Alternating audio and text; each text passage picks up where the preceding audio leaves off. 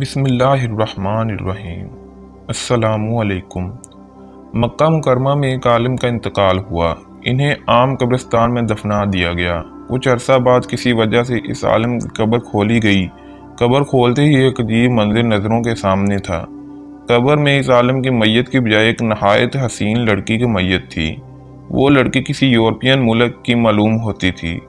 سب لوگ بہت حیران ہوئے اور یہ بات تھوڑی ہی دیر میں سارے علاقے میں پھیل گئی کہ فلاں عالم کی قبر میں ان کی میت کی جگہ ایک حسین لڑکی کی لاش ہے۔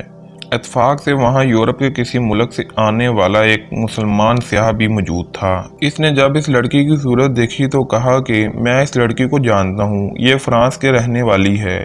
اس کا سارا گھرانہ عیسائی ہے، لیکن یہ خفیہ مسلمان ہو گئی تھی اور اس نے مجھ سے بھی اسلام کی کچھ کتابیں پڑھی تھیں۔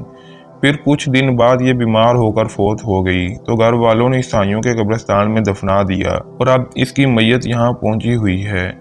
لوگوں نے کہا کہ اس کی میت یہاں منتقل ہونے کی وجہ تو سمجھ میں آ گئی کہ یہ نیک اور مسلمان تھی، لیکن پھر عالم صاحب کی میت کہاں گئی؟ کسی نے کہا ہو سکتا ہے ان کی میت اس لڑکی کی قبر میں چلی گئی ہو۔ اس سیاح نے کہا کہ میں حج سے فارغ ہو کر چند دن میں واپس جا رہا ہوں۔ اس لڑکی کے ورثہ سے مل کر اس کی قبر کشائی کر کے دیکھوں گا کہ کیا معاملہ ہے۔ ان لوگوں نے عالم کے ورثہ میں سے ایک شخص اس کے ساتھ کر دیا۔ جب وہ شخص واپس گیا تو اس لڑکی کے والدین سے سارا قصہ بیان کیا۔ وہ بہت حیران ہوئے۔ چنانچہ انہوں نے لڑکی کی قبر کشائی کی تو لڑکی کے تابوت میں اس عالم کی میت تھی جو مکہ میں دفن ہوا تھا۔ وہ لوگ بہت حیران ہوئے کہ یہ کیا ماجرا ہے۔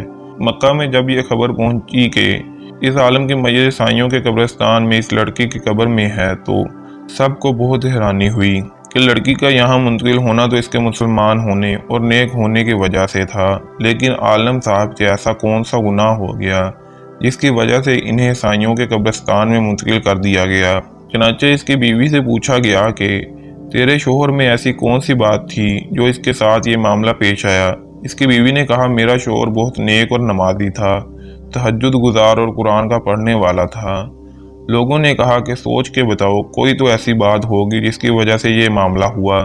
بیوی نے غور کر کے کہا کہ اس کی ایک بات پر میں ہمیشہ کھٹکتی تھی کہ جب بھی اس پر غسل واجب ہوتا تو وہ نہانے سے پہلے کہتا کہ عیسائیوں کے مذہب میں یہ بات بہت اچھی ہے کہ ان پر یہ غسل واجب نہیں ہے، ہمیں سردی میں بھی نہانا پڑتا ہے۔ بس اللہ نے اسے ان کے درمیان ہی پہنچا دیا جس کے طریقے کو وہ پسند کرتا تھا اور اسلام کے کسی حکم کو ٹھیک نہیں سمجھتا تھا۔